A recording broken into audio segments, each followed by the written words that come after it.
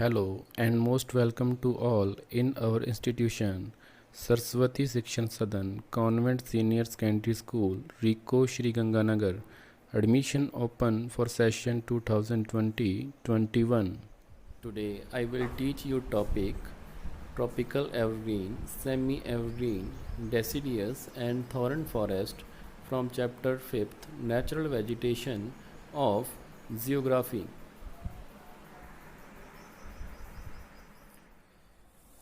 Good afternoon students. आज अपने जो जियोग्राफी के नेचुरल वेजिटेशन चैप्टर 5 का फर्स्ट चैप्टर में जो अपने टॉपिक स्टार्ट किया था tropical evergreen and semi evergreen forest, वो आगे कंटिन्यू करेंगे।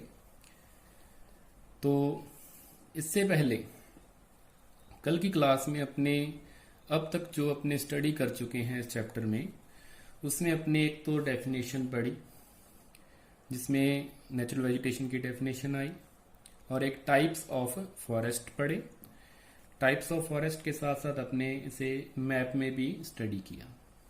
ठीक है, आज की इस वीडियो में अपने उससे आगे जो ट्रॉपिकल एवरग्रीन और सेमी एवरग्रीन फॉरेस्ट हैं, ट्रॉपिकल डेसिडियस फॉरेस्ट हैं और ट्रॉपिकल थॉर्न फॉरेस्ट है, उनकी अपने स्टडी करेंगे।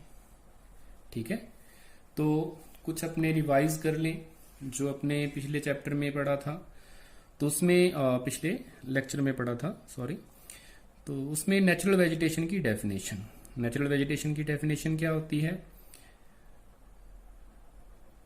Natural vegetation refers to a plant community that has been left undisturbed over a long time so as to allow its individual species to adjust themselves to climate and soil conditions as fully as possible। ठीक है, तो मतलब जो natural way से automatically अपने आप को environment के साथ, सॉइल कंडीशन के साथ, क्लाइमेट के साथ एडजस्ट करते हुए अपने आप को सेव रखती है, अपने आप को कंटिन्यूसली ग्रो करती रहती है, उसे अपने नेचुरल वेजिटेशन कहते हैं। ह्यूमन के द्वारा उसमें कोई डिस्टरबेंस नहीं होना चाहिए या ना हो, उसे अपने नेचुरल वेजिटेशन कहेंगे। इंडिया में डिफरेंट टाइप्स की वेजिटेशन मिलती है। हिमालयन रीजन में अलग है, वेस्टर्न घाट में अलग है, ठीक है, आपके थार डेजर्ट में अलग है, आपके मैनग्रोव फॉरेस्ट रीजन में अलग है, पेनिनसुलर प्लेट्यू का सेंट्रल पार्ट है उसमें अलग टाइप की वेजिटेशन आपको मिलती है। तो उसी सीक्वेंस में अपने आगे देखते हैं कि जो फर्स्ट पार्ट है टाइप्स ऑफ फॉरेस्ट का, उसमें ट्रॉपिकल एवरग्रीन और सेमी एवरग्रीन फॉरेस्ट जो अपने इसमें पड़ेगी। एवरग्रीन का मतलब क्या होता है? सदाबहार। मतलब जो ये वाले ट्रीज होंगे, ये वाले फॉरेस्ट होंगे, वो सदा हरे भरे रहेंगे। ठीक है, कभी भी वो अपने को ऐसे नहीं लगेंगे कि वो सूख गए। इसका मतलब ये नहीं है कि वो जो ट्रीज हैं वो अपनी लीफ को शेड नहीं करते। फर्क क्या है कि उसमें डिफरेंट स्पीसीज के जो ट्रीज होते हैं वो उसमें शामिल होते हैं और उनका जो लीफ शेड करने का टाइम पीरियड है वो डिफरेंट होता है। ठीक है, डिफरेंट टाइम पीरियड उनका लीफ शेड करने का होता है। प्लस उसमें बहुत सारी अपने कह सकते हैं जिसे अपने सिंपल लैंग्वेज में बेलें बोल देते हैं, लताएं बोल देते हैं, वो वहाँ पे क्लाइंबर्स बहुत सारी होती हैं जो ऑलमोस्ट ग्रीन ही रहती है पूरे साल, क्योंकि वहाँ पे ऐसी तो कोई कंडीशन होती नहीं है कि रेनफॉल की कोई कमी है या टेम्परेचर की कोई कमी है।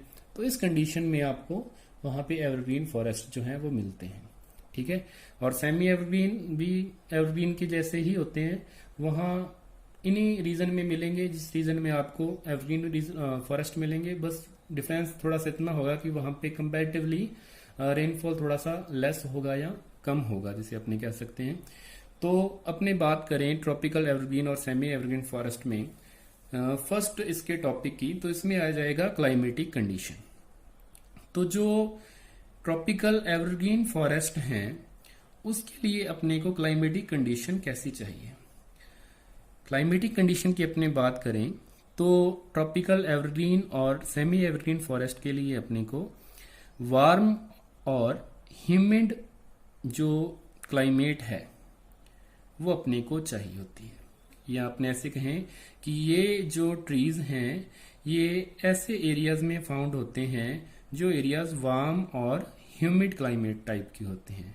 कहने का मतलब कि यहाँ का जो रेनफॉल है, एनुअल प्रेसिपिटेशन है, रेनफॉल है, वो मोर देन 200 सेंटीमीटर, और इन जो रीजन है इनका जो टेम्परेचर है, मीन एनुअल टेम्परेचर है, वो अबव 22 डिग्री सेल्सियस आपका होना चाहिए। ठीक है, तो यहाँ पे जो आपको फिर वेजिटेशन मिलेगी वो आपको एवरग्रीन टाइप की वेजिटेशन मिलती है। नेक्स्ट अपने देखते हैं ट्रॉपिकल एवरग्रीन और सेमी एवरग्रीन फॉरेस्ट के कैरेक्टरिस्टिक्स क्या क्या हैं।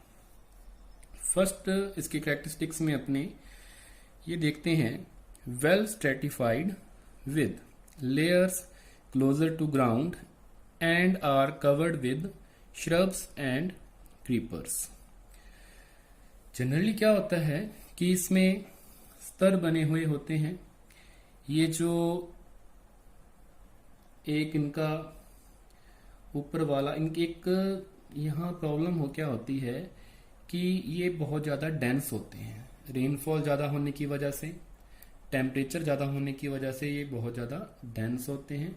और जैसे नेक्स्ट पॉइंट में मैंने आपको बताया हुआ है, सेकंड पॉइंट में, कि इनकी हाइट बहुत ज़्यादा रहती है, 60 मीटर हाइट। ठीक है, 60 मीटर हाइट। तो ज़्यादा हाइट होने का एक रीज़न क्या है कि ये ज़्यादा डेंस होते हैं। और डेंस होने के कारण क्या है कि अगर कोई जो ट्रीज है वो दूसरे से अगर उसकी हाइट कम रह जाएगी तो उसके पास सनलाइट ही नहीं पहुंचेगी। ठीक है, तो इसके एक कंपटीशन में ये क्या करते हैं कि बढ़ते जाते हैं क्योंकि इनके पास रेनफॉल है ना, वाटर रिक्वायरमेंट की अपने बात करें, और टेम्परेचर उसकी कोई कमी नहीं होती है। तो इसका सिर्फ जो कैनोपी वाला पार्ट है वो एक अलग लेयर शो करता है। उसके बाद में इसका बहुत लॉन्ग स्टेम होता है। ठीक है, लॉन्ग स्टेम होता है और अपर पार्ट पे इसके कैनोपी होती है। और स्ट्रेटिफिकेशन की अपने बात करें तो एक तो ये कैनोपी और स्टेम वाला मतलब लॉन्ग जो ट्रीज हैं, ज्यादा हाइट वाले ट्रीज हो गए, और इसमें भी अपने उसके बाद अपने को इसमें श्रब्स और क्रीपर्स, ये एक स्ट्रेटिफाइड इसको स्तरीकरण इसका मिलता है अपने को। ज्यादा हाइट वाले ट्रीज, ज्यादा लॉन्ग ट्रीज, श्रब्स और क्रीपर्स। तो एक वेल स्ट्रेटिफाइड लेयर सिस्टम यहाँ अपने को देखने को मिलता है। सेकंड पॉइंट अपने पहले बात कर ली, यहाँ पे जो ट्रीज होते हैं उनकी हाइट अप टू 60 मीटर या उससे भी ज्यादा देखने को मिलती है।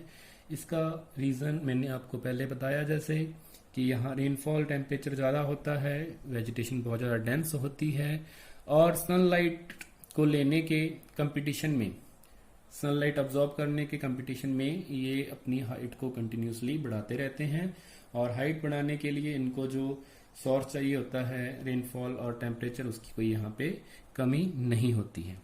ठीक है, तो उसके बाद क्या है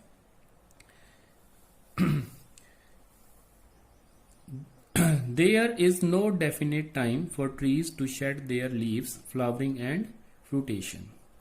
यहाँ पे कोई पर्टिकुलर टाइम नहीं होता है कि ट्रीज कब अपनी लीव को शेड करेंगे। लीव शेड करते हैं क्योंकि जो पुरानी लीफ होती हैं वो नीचे गिरती हैं, शेड होती है, और उसकी जगह पे नई लीफ आती हैं। लेकिन ऐसे नहीं कि जैसे डेसिडियस फॉरेस्ट में होता है कि जब ड्राई सीजन होता है तो वो ड्राई सीजन के टाइम में अपनी लीफ शेड कर देते हैं ताकि ट्रांसपिरेशन वहां से वेपो ट्रांसपिरेशन ना हो, उसकी जो एक्सेस उसमें से जो वाटर है वो उसका उसमें से ना निकल पाए, वो उसे स्टोर करके रख सकें। तो यहाँ वो तो कोई प्रॉब्लम नहीं होती कि यहाँ पे कोई वाटर की कोई कमी है इनको। ठीक है, ड्राई सीजन ऐसा सिस्टम वहां पे नहीं होता। तो लेकिन फिर भी उन्होंने अपने आप को रिन्यू करना होता है, नई लीव्स लेके आनी होती है, तो कोई उसका पर्टिकुलर टाइम नहीं होता है। डिफरेंट टाइप्स की स्पीसीज इसमें मिक्स होती हैं, तो अलग अलग स्पीसीज का अलग अलग टाइम पीरियड होता है कि कब वो अपनी लीव शेड करेंगी, कब उसमें फ्लावर आएंगे, कब उसमें फ्रूट लगेंगे। ठीक है, तो इसी के ऊपर बेस्ड होकर उसमें अलग अलग टाइप के जो अपने कह सकते हैं टाइम पीरियड है। तो ये फॉरेस्ट अपने को हमेशा ही जो कह सकते हैं अपने को एवरग्रीन देखने को मिलते हैं, क्योंकि सेम टाइम पे सभी ट्रीज जो है अपनी लीव शेड नहीं करते हैं। अब इसमें स्पीसीज की बात करें कि पर्टिकुलर स्पीसीज जो एवरग्रीन फॉरेस्ट में अपने को कौन कौन सी मिलती है, तो फर्स्ट है rosewood, second mahogany, third any और फोर्थ एबोनी। ठीक है, इसके अलावा और भी यहाँ पे वेजिटेशन आपको मिल सकती है। तो ये मेनली है। उसके बाद में अपने मैप में इसके डिस्ट्रीब्यूशन पहले ही कर चुके हैं। मैप में डिस्ट्रीब्यूशन में मैंने आपको जैसे इनके लिए बताया था कि जो वेस्टर्न घाट है, वेस्टर्न घाट की जो वेस्टर्न स्लोप है, वेस्टर्न पार्ट है उसका, वेस्टर्न घाट का, वहां पे इनका डिस्ट्रीब्यूशन मिलता है, क्योंकि वो अरेबियन सी ब्रांच की जो मानसून विंड है उसके रास्ते में आती है, उसकी परपेंडिकुलर है। तो जो अरेबियन सी से जो मानसून विंड आती है वो इन वेस्टर्न घाट की जो हिल्स हैं उनको वो पार नहीं कर पाती। जब वो इनके पास पहुंचती है तो उनका अपलिफ्टमेंट हो जाता है, उसके बाद में हवा ऊपर उठ जाती है, कंडेंसेशन होता है, क्लाउड बनते हैं, रेनफॉल हो जाता है। तो यहाँ पे हैवी रेनफॉल होता है। ठीक है, 300 सेंटीमीटर के ऑलमोस्ट यहाँ पे रेनफॉल होता है। तो ये वाली कंडीशन इनके लिए सूटेबल होती है। और टेम्परेचर भी ज़्यादा होता है, क्योंकि वेस्टर्न घाट साउदर्न पार्ट में है, इक्वेटर के क्लोज है, तो वहाँ पे टेम्परेचर पूरे साल ही ऑलमोस्ट 30-32 डिग्री सेल्सियस के ऑलमोस्ट रहता है, और एवरेज टेम्परेचर जो है वहाँ पे 22 डिग्री सेल्सियस बना रहता है। ठीक है, डे टेम्परेचर की बात की है मैंने जो 32-33 है, एवरेज मीन एनुअल टेम्परेचर जो है 22 डिग्री सेल्सियस से वहाँ पे ज़्यादा रहता है। ठीक है, उसके बाद अपने बात करें तो hills of north eastern region, north eastern region की जो हिल्स है, मेघालय हो गया, असम का पार्ट हो गया, नागालैंड हो गया, मणिपुर हो गया, मिजोरम हो गया, त्रिपुरा हो गया। ठीक है, और कुछ पार्ट इसके साथ जैसे वेस्ट बंगाल की हिल्स हो गई है, या उड़ीसा का कुछ पार्ट हो गया है, यहाँ पे रेनफॉल ज़्यादा होता है, तो वहाँ पे भी डेंस वेजिटेशन मिलती है, एवरग्रीन वेजिटेशन मिलती है। इसका एक स्पेसिफिक रीजन, आपने क्लाइमेट वाला चैप्टर तो इस बार आपके है नहीं, लेकिन फिर भी आपको बता दें कि जो वर्ल्ड की सबसे ज़्यादा रेनफॉल है वो मेघालय में चेरापूंजी के पास एक मौसिन राम प्लेस है, वहाँ पे वर्ल्ड की सबसे ज़्यादा रेनफॉल होती है, क्योंकि जो वहाँ की हिल्स है वो फनल शेप्ड है, एक्सट्रीम वहाँ पे लो प्रेशर जनरेट होता है और वो क्लाउड्स को अपनी ओर अट्रैक्ट करता है, और वहाँ रेनफॉल होती है, ज़्यादा रेनफॉल होती है, इस वजह से वहाँ पे एवरग्रीन फॉरेस्ट आपको देखने को मिलेंगे। ठीक है, और एक जो रीजन है आपका अंडमान निकोबार आइलैंड, ये अंडमान निकोबार आइलैंड अपना साउदर्न मोस्ट पार्ट है इंडिया का, इक्वेटर के बहुत ज़्यादा क्लोज तक है, 6 डिग्री 45 मिनट नॉर्थ तक इसका जो आपने कह सकते हैं कि डिस्ट्रीब्यूशन है। तो ये भी इक्वेटर के पास होने पे यहाँ पे इक्वेटोरियल क्लाइमेट मिलती है। तो इक्वेटोरियल क्लाइमेट में यही है कि टेम्परेचर, मीन टेम्परेचर भी 22 डिग्री सेल्सियस से ज़्यादा और एनुअल रेनफॉल भी 200 सेंटीमीटर से ज़्यादा, तो यहाँ पे भी आपको डेंस वेजिटेशन या एवरग्रीन वेजिटेशन मिलेगी। ठीक है, इसका एक पार्ट है semi evergreen forest. Semi evergreen forest में क्या है, थोड़ा सा डिफरेंस है इसमें, एक स्पीसीज में डिफरेंस आ जाएगा, एक थोड़ा सा और डिफरेंस आ जाएगा। इसमें क्या है कि ये जो रीजन मैंने आपको पहले अभी जो अपने डिस्कस किया है उन्हीं रीजन में मिलते हैं। फर्क क्या है कि कुछ रीजन जैसे स्पेशल उसमें वेरिएशन होता है कि कुछ रीजन उन्हीं रीजनों में, ज्यादा रेनफॉल वाले रीजनों में कंपैरेटिवली लो रेनफॉल वाले होते हैं। तो ये उन लो रेनफॉल वाले रीजन में जो आपको सेमी एवरग्रीन फॉरेस्ट मिलेंगे। जनरली ये मानते हैं कि ये जो एवरग्रीन फॉरेस्ट हैं और मॉइस्ट डेसिडियस फॉरेस्ट हैं उनका ये मिक्सचर होते हैं। ठीक है ना, मॉइस्ट डेसिडियस फॉरेस्ट जिनके लिए जो अभी अपने पढ़ेंगे रेनफॉल 100 to 200 सेंटीमीटर है ना, और एवरग्रीन फॉरेस्ट हैं जिनके लिए रेनफॉल मोर देन 200 सेंटीमीटर, तो उनका ये मिक्सचर होते हैं। तो इसके बाद इसकी स्पीसीज की अपने बात करें तो इसकी स्पीसीज में आ जाएगा सिडॉर है, हलक है और केल है। ठीक है, ये इसकी जो स्पीसीज है। इसके बाद अपने एक इसी टॉपिक के साथ एक टॉपिक अपने थोड़ा सा और भी पढ़ लेते हैं जनरल अवेयरनेस के लिए। या अपने क्या है कि ब्रिटिश के यूरोपियन कंट्रीज के कॉलोनीज रहे हैं, तो वो अपने रिसोर्सेज को कंज्यूम कर रहे थे, चाहे लैंड रिसोर्सेज है, मिनरल रिसोर्सेज है, एग्रीकल्चर रिसोर्सेज है, ह्यूमन रिसोर्सेज हैं, वो सभी का यूटिलाइजेशन कर रहे थे अपने बेनिफिट के लिए। तो उन्होंने क्या किया कि जो अपना ये नेचुरल वेजिटेशन है उनको भी नहीं छोड़ा। उनको पता था कि इनका भी बहुत ज़्यादा इकोनॉमिक वैल्यू है, तो उसके लिए उन्होंने क्या किया कि लार्ज स्केल पे जो फॉरेस्ट हैं उसको एक्सप्लिएट करना शुरू कर दिया। लार्ज स्केल पे उन्होंने जो वेजिटेशन है उसको एक्सप्लिएट करना शुरू कर दिया। और इसके साथ साथ उन्होंने जो फॉरेस्ट स्ट्रक्चर है, नेचुरल फॉरेस्ट स्ट्रक्चर है, उसको भी उन्होंने चेंज किया।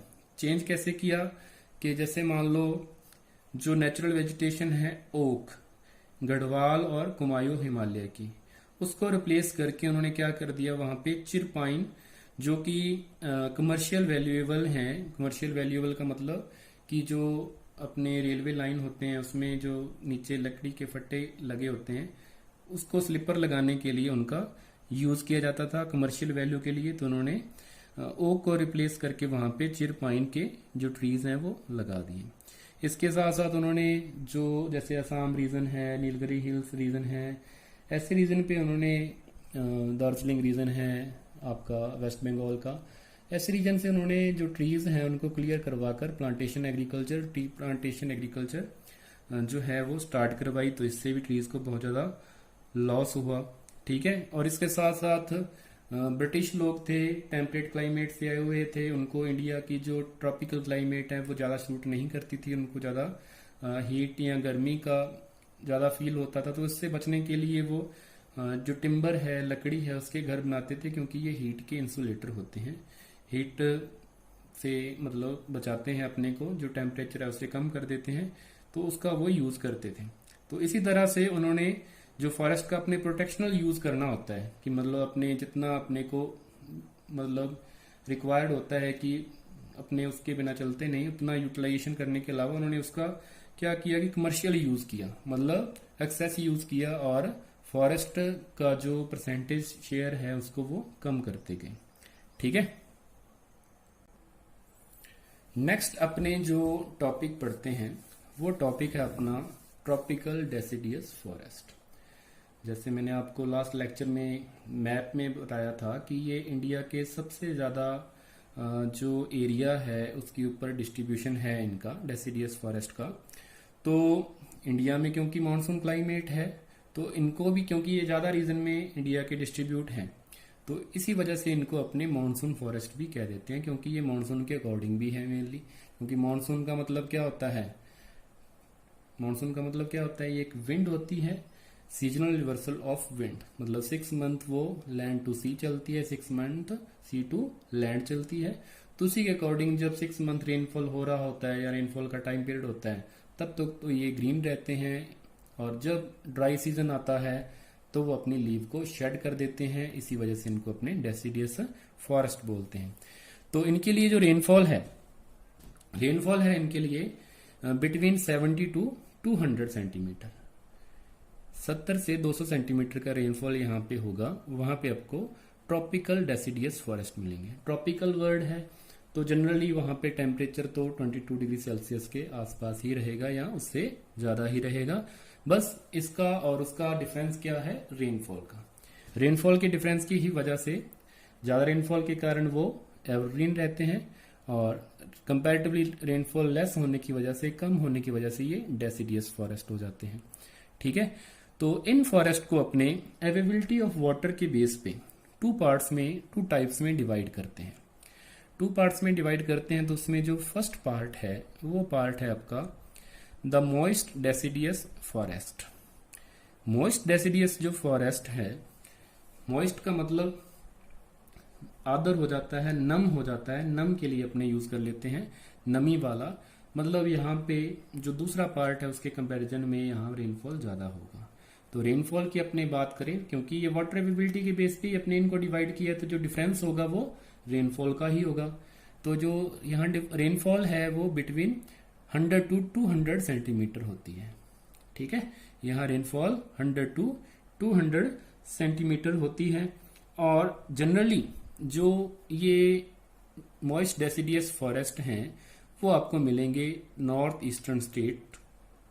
ठीक है, मतलब वही रीजन जैसे नॉर्थ ईस्टर्न स्टेट में अपने अभी बात की थी कि वहां पे एवरग्रीन मिलते हैं फॉरेस्ट, है ना, और सेमी एवरग्रीन फॉरेस्ट मिलते हैं। वहां यहाँ मतलब रेनफॉल 200 सेंटीमीटर 150 टू 200 सेंटीमीटर हो जाता है, रेनफॉल और कम हो जाता है। वहां पे आपको ये मॉइस्ट डेसिडियस फॉरेस्ट भी मिल जाते हैं।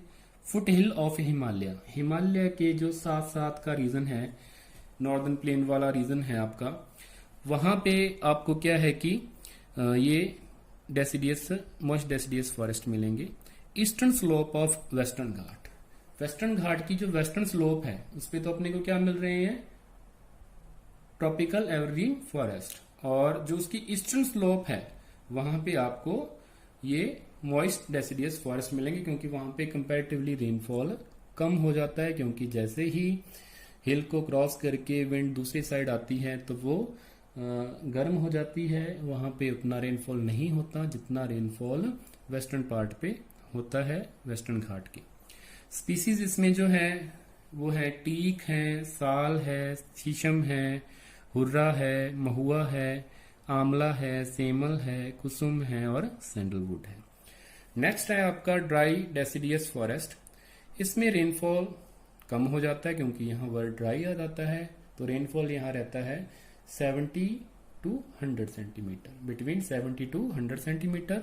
और इसमें अपने बात करें तो ये जनरली अपने को रेनियर एरियाज ऑफ पेनिनसुला, मतलब पेनिनसुला को जो वर्षा होने वाला एरिया है, कुछ एरिया ऐसा भी है, यहाँ पे आपको थॉर्न फॉरेस्ट भी मिलेंगे। यहाँ बिल्कुल रेनफॉल कंपैरेटिवली बहुत कम होता है, तो यहाँ रेनियर एरिया है, वहां पे आपको ये ड्राई डेसिडियस फॉरेस्ट मिलेंगे। Plain of Uttar Pradesh and Bihar, Uttar Pradesh और बिहार का रीजन आ जाएगा। और ये क्या करते हैं, यहाँ टीक सागवान के ट्रीज होते हैं और प्लस ग्रासलैंड होता है, तो उससे मिलकर ये पार्कलैंड जैसी एक लैंडफॉर्म को मतलब अपने आप को शो करते हैं कि पार्कलैंड जैसी स्ट्रक्चर यहाँ देखने को मिलती है। ठीक है, तो पार्कलैंड लैंडस्केप का ये क्या करते हैं, अपने को फॉर्मेशन करके देते हैं। ठीक है, इसमें जब ड्राई सीजन होता है, विंटर सीजन आ गया या समर सीजन का टाइम आ गया, तो वाटर अवेलेबिलिटी बहुत कम हो जाती है। तो उस टाइम क्या करते हैं कि अपने जो इवेपोट्रांसपिरेशन को रोकने के लिए ये अपनी लीव को कंप्लीटली शेड कर देते हैं, और इसी वजह से इनको डेसिडियस फॉरेस्ट अपने बोलते हैं। इनकी स्पीसीज जो है वो तेंदू है, प्लास है, अमलतास है, बेल है, खेर है और एक्सलवुड है। नेक्स्ट अपना है tropical thorn forest. Tropical thorn forest generally tropical thorn forest ऐसे रीजन में मिलेंगे, यहाँ रेनफॉल बहुत कम होता है, ऐसे रीजन में आपको ये मिलेंगे। तो रेनफॉल की अपने बात करें, कम होता है, मीन से यहाँ रेनफॉल लेस देन 50 सेंटीमीटर होता है। ठीक है, और इसकी सेकंड कैरेक्टरिस्टिक्स में अपने पढ़ें तो these consist of variety of grasses and shrubs.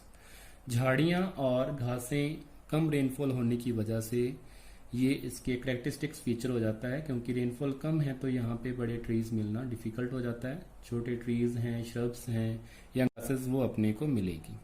Generally ये कम रेनफॉल वाले रीजन में मिलते हैं, और कम रेनफॉल वाले रीजन की अपने बात करें तो साउथ वेस्ट पंजाब, हरियाणा, राजस्थान, गुजरात, मध्य प्रदेश और उत्तर प्रदेश, ये इन रीजन में मिलते हैं। यहाँ पर्टिकुलर रेनफॉल कम होता है तो वहाँ इनका डिस्ट्रीब्यूशन आपको मिलता है।